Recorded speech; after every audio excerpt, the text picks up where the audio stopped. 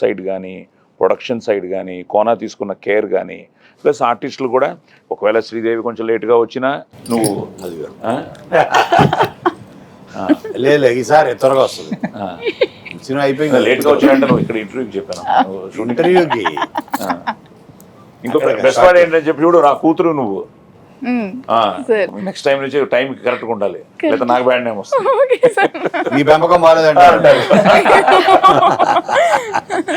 So అదే అంటున్నాడు interval action ఉంది ఒకటి, అందులో సీక్వెన్స్ చాలా బాగా వచ్చింది.